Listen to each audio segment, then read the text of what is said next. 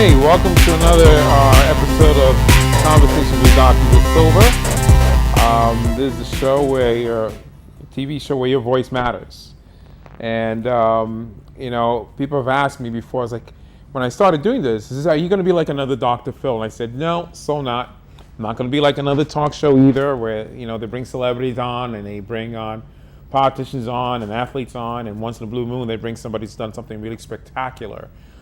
This is a show for us little people, right? Us commoners, and giving us an opportunity to share what we're passionate about. I really believe in the African proverb where, it takes a whole village to raise a child. I believe it takes a whole community to take care of each other. This gives you an opportunity to do so. And here we are.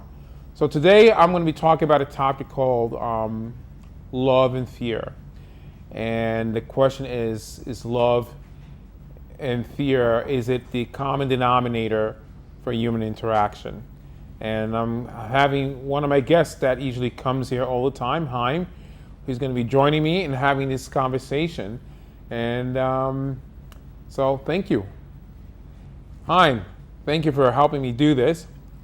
I just want to start with some of the elements of why I think this is such an important topic. I feel that love is the strongest force in the universe. It encourages us to do the right thing, some of the time, if not all the time. I also believe that love is humanity's greatest ally. Now, on the other hand, fear, I believe, is humanity's greatest nemesis. I also feel that fear encourages us to do the wrong thing most of the time. And worse yet, it impedes us to do the right thing most of the time. And but I want to make a distinction here between fear and danger. Danger is real.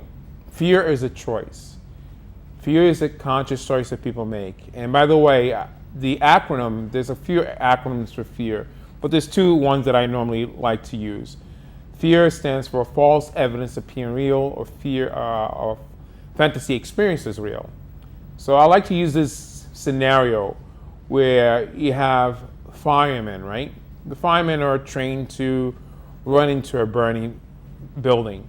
And now the danger is real because, they could go into a burning building and the building could collapse on them, or they could die of smoke inhalation, or, those are those are two real things that are definitely dangerous that could happen.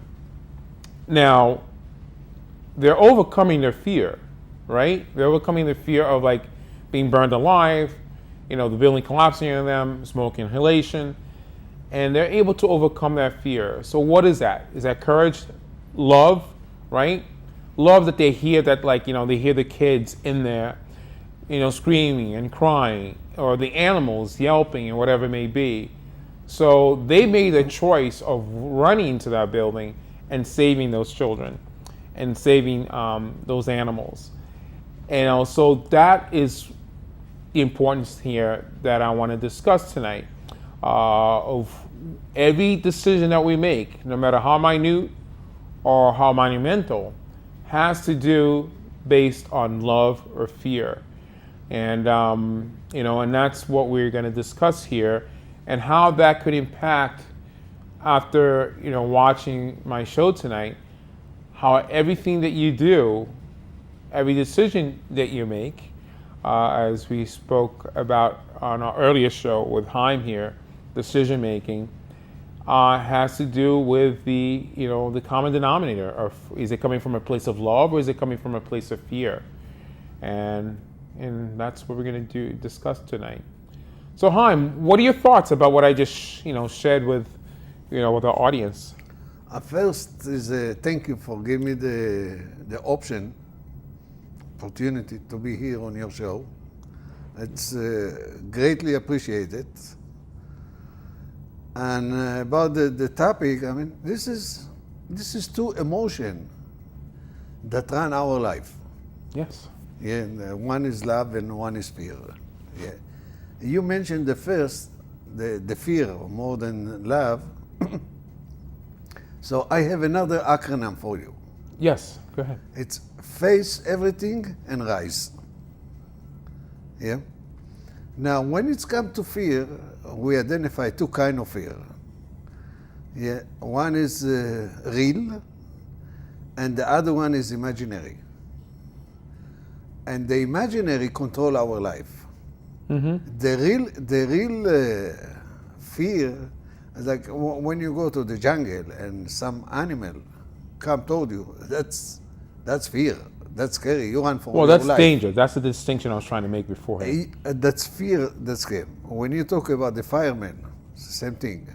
When you talk about soldiers that go to the combat, it's the same thing. Yeah, and they have kind of mechanism. This is when it's come to soldier and firefighter, this is one of the reasons they take only young people to be in the front. The older people all the time left in the back. Yeah, young people have less fear from adult, from grown up. You join to the army in the age 18. Yeah, you don't fight for the country. You fight for the guy that next to you. Yeah. Okay. When you go into the building that's go on fire, you don't go by yourself. You go group of firemen, Right. guy that's walking inside, and you watch your body. That your friend, that's nothing will happen to him, in order to save what you go into inside. So are you saying that That's- chronological age has an effect on how much fear you may experience? Yes. Really? Yes. Okay. Now, when you go into the house of fire and you look for your body, yeah, to make sure that he's safe, yeah, and that state of age, you want to appear as a hero. So you overcome a lot of fear because you want to show off. Yeah? When you do it once, twice, a few times, now it's become part of you. You're not afraid to run into because you got experience. Yeah? When you go to combat and in the first time that you're in combat, that's scary. That's fear. Yeah? But when you do it a few times again and again and again, it's become experience. Right. So you get over that kind of fear.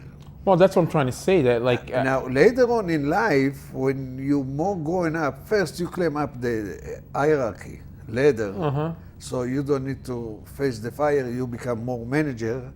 You become more the chief. You become higher officer that you send the younger.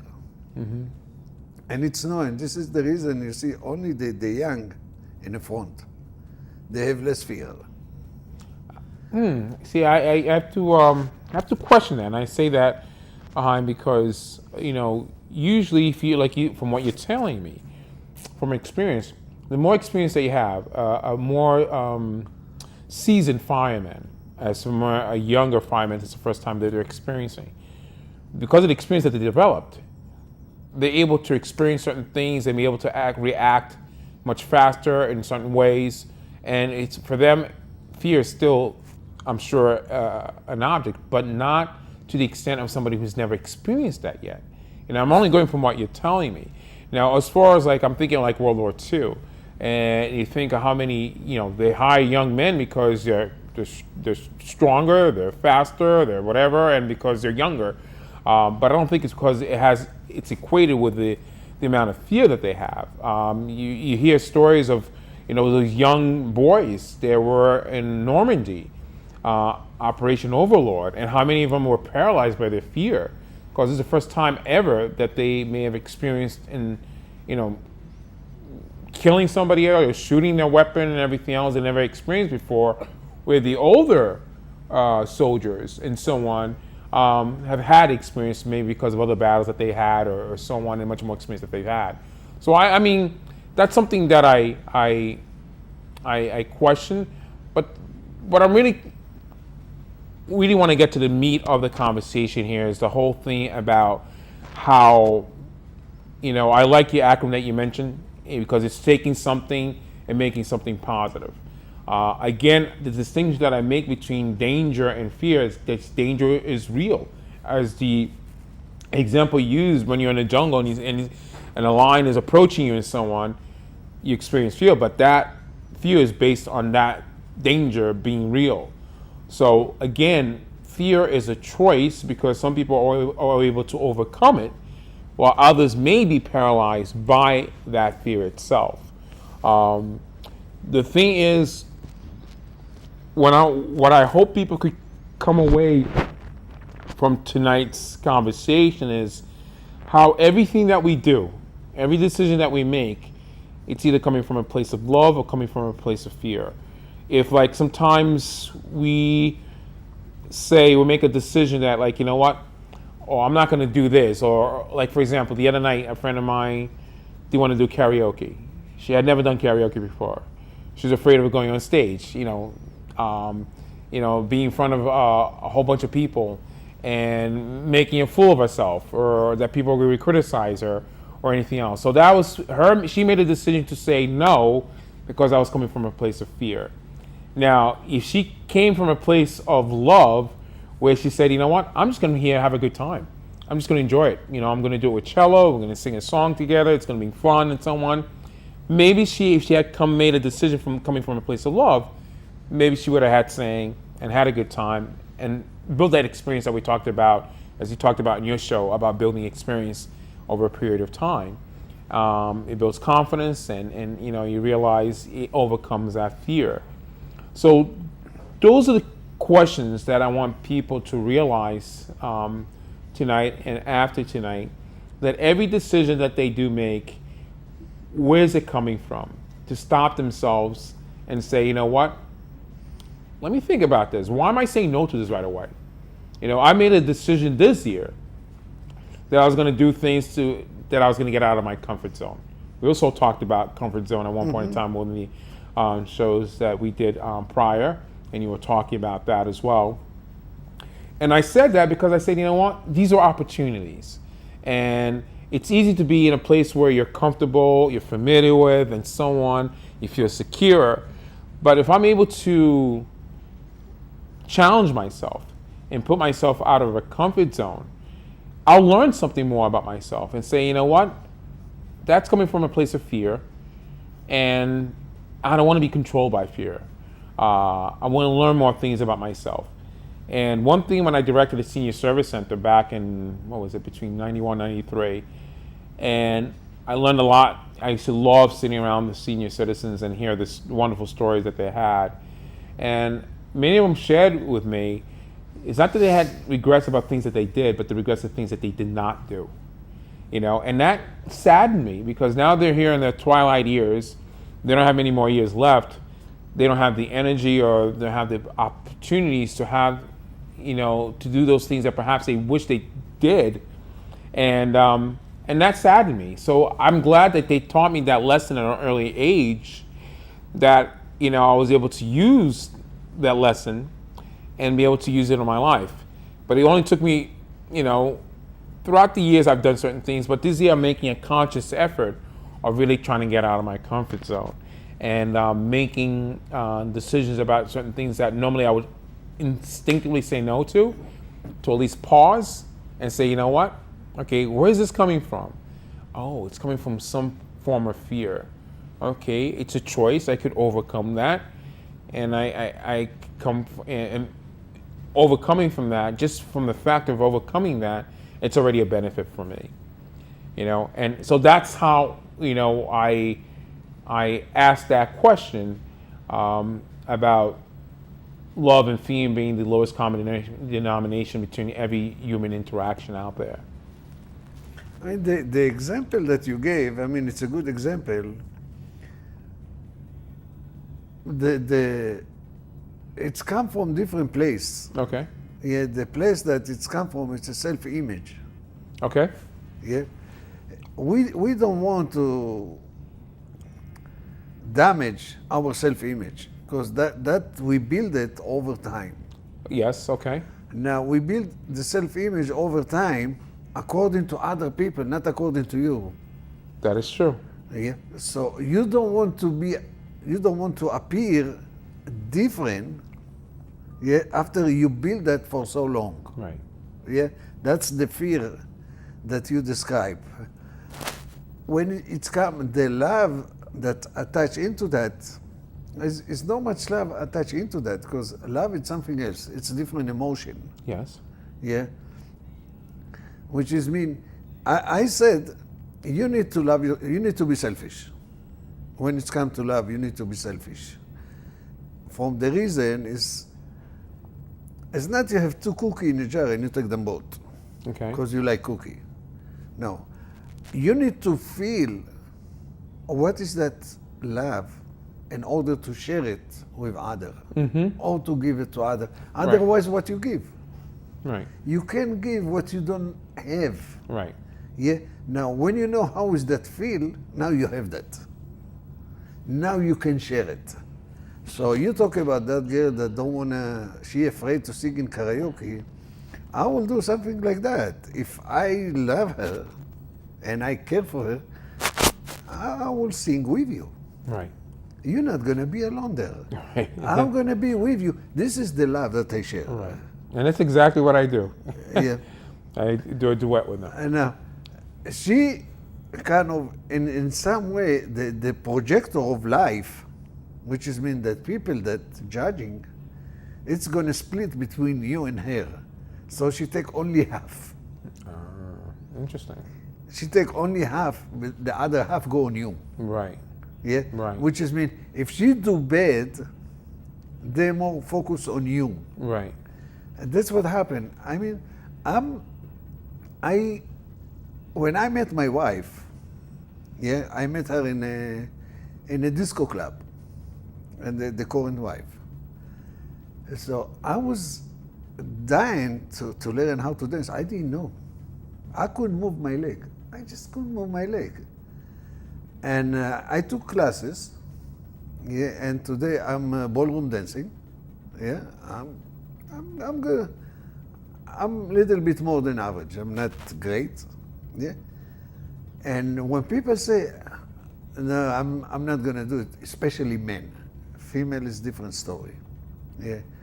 And I simply said to them, look, you go on a dance floor, right? If you're a lousy dancer, nobody's gonna look at you.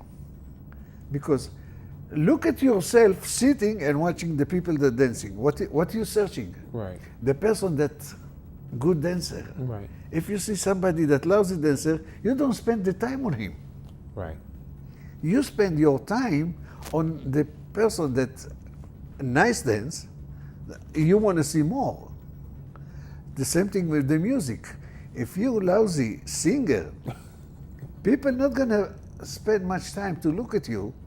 Yeah. Right, When you that's- go up to karaoke, That's exactly what I tell me. even by yourself, right? Right. If you go by yourself and you lousy singer, yeah, which is mean it's not lousy, you don't have the voice, Right. right? All of a sudden, everybody go to smoke, everybody go to the bathroom, they go That's to right, the right, bar, they go right. to eat, they find some other activity because you're not interested. Right. Right. So they're not so much focused on it. It's interesting you say that because that's what I tell people all the time. And that's what happened. I mean, now when you take that, this is the real life, what happened. Because take yourself, what you do in that moment. Right. All the rest do the same thing. Right. When it's come to this particular Right. thing. Now, and thank you for sharing that because it's exactly what I do to get people to sing. I was like, look, most people are not going to be paying attention to you anyway because either conversation, they're conversing with each other, or they are taking a smoke, or they're eating or whatever. The only time they really notice it's when they like hear somebody that's really spectacular or really really good, and then it catches their attention, and then so don't worry so much about that. And it's funny that you said that because that's exactly what I tell them. Going back to love, and it's interesting because the interaction between love and fear, right? My friend, I have a friend that she was so concerned about her son going away this summer, which her son has done it a few times, but this year she really didn't want to. And he goes to Alaska and he goes fishing, all the time. They're on a boat the whole time. He's seen some of those shows on TV. and it's dangerous. You know, it's so she was concerned about it. Now, because of her love for her son, she's having this fear, which is impeding him, all right, stopping him from learning that experience, which is something that he wants to. If he has that fear, he's overcoming that fear. So I always find that the interaction between love and fear is interesting, because sometimes out of love, I'm using it in the context of a parent, you try to protect your child. Like you were talking about one of the examples that you had about the 9-year-old, about making coffee and making scrambled eggs. The fear of the parent is like, you know what? Oh, she could use the stove. She may burn herself or whatever. But because of the love that you have for that child, you're projecting that fear and stopping her from learning something that could be beneficial to her. So I always find the interaction between love and fear interesting, because a lot of times, you make certain decisions in your relationship to others based on love, but you're afraid of them getting hurt in any way, shape, or form, so you impede. And that's why I said fear sometimes impedes us to doing the right thing, or impedes others from doing the right thing because of that fear. So when you talk about love in a sense, which I really believe is the strongest force in the universe, where people have done certain things that people be like, oh my goodness, I can do that because of the fear, it would be too overwhelming. But if the love is so strong and so powerful, they'll overcome that fear, which I think courage is also a remnant, or a derivative of love. And, because you basically, that sense of courage comes from you knowing that this is the right thing that you need to do, and by any means necessary. And regardless of the danger, regardless how you've perceived that danger or the fear and everything else, that love is so big and so huge that's going to overcome that. And and I think of a world that we live in, a society that we live in, where I think the majority of people are ruled by fear, and not so much ruled by love, unless if it's certain contexts that you have. And like you were saying, like when you sharing that love with somebody else, giving something to somebody else, sharing it with somebody else, even somebody that, like, it's a stranger, right? And I think all of us have experienced and witnessed situations like that, where there's no direct benefit that a person may have by, like, sharing their love by whatever means, by helping somebody that they know is in need, and there's no connection. It's not a family member. It's not a it's not a loved one. It's not a friend. It's just a complete stranger. But the sense of love is able to pass that on and assist that person in a way, as you were saying before. It's like it's the power of giving. I think people have said it's like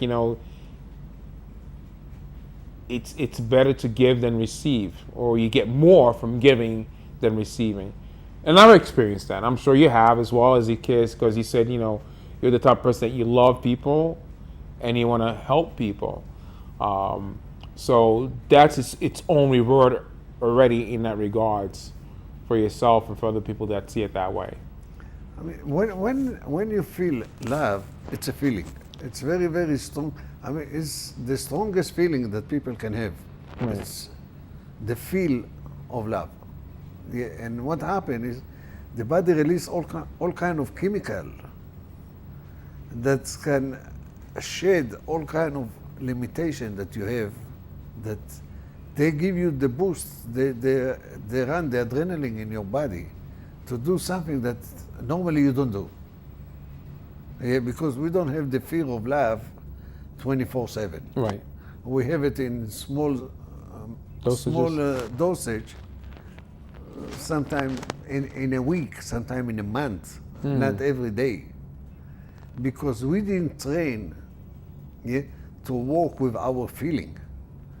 We train to work with logic and common sense.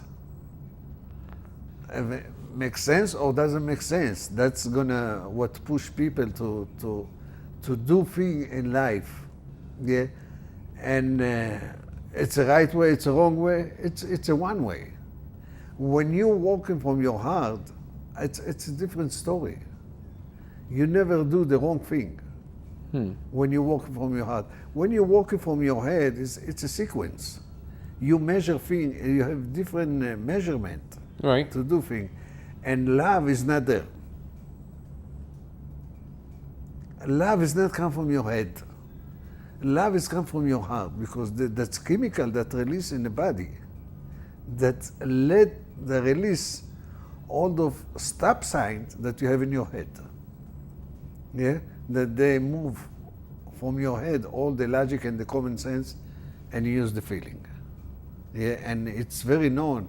I mean, when feeling in you, logic and common sense doesn't work. Right. When logic and common sense start to work, the feeling go out. Right. They can live together. It's either this or either that. Right. Now, because we train to be logic, yeah, the feeling is outside of us. It's not there. This is the reason we don't have a lot of dosage of love in our life. Yeah, we don't do a lot of things because we don't have that. We use the logic all the time. Yeah. Now it makes sense to help people that look nice, that dress nice, yeah, to walk with them. If it's homeless and he have dirty clothes and you see, no, I don't even look at him. I don't have any passion for him. But people do. Some people that's walking from your heart, they have that. Okay. People that walking from your head, Gotcha. they don't have that. Right. I see what you're saying. Yeah. I see what you're saying. Now, when it's come to the fear, most of the fear that it's imaginary. Yes. It's not real. Fantasy experience is real. Yeah, it's not real, and because it's not real, this is the small voice in your head Right. that prevent you, yeah, to do many things, and that's the logic. Right. That's the common sense. Right, which I feel nowadays is not so common anymore. The other thing that fear also, that unfortunately, and I see what's happening, we just look around, we don't have to look far around, too far, is the other aspect of fear, which I talked about. Fear encourages people to do the wrong thing a lot of the times, or most of the times. You know, throughout the history of humanity, you know, how many groups were concerned because fear of the unknown. They were concerned about this other group across the way, across the pond, or across the whatever, and their like concern is like, oh, that group may want to come and take the stuff that I have, may come and kill our women and children, and so on. So because of that fear, without knowing anything else about that group, because of that fear, that group says, you know what? I'm gonna do first strike. It's gonna be what's the word? A preemptive strike. I'm gonna get rid of them first before they try to get rid of us. So it's that fear that sometimes we project onto another group, or you know, in our society, what's happening now is like the fear of, you know, the other, the fear of terrorism, the fear of this, the fear of that. Fear of the weapons of mass destruction. I always tell people, you know, media, unfortunately, is a culprit in amplifying fear for people. And I always tell people, you know, people have fear of weapons of mass destruction, and certain, you know, powers that be use that to get their agenda across. And so I say, you know, it's not weapons of mass destruction that people should be concerned about. It's weapons of mass distraction, and media is a culprit in that. Keep people distracted, you know, keep people playing in that emotion of fear, because it's something that for them, it's that they've been used to for such a long period of time that it works. Fear sells.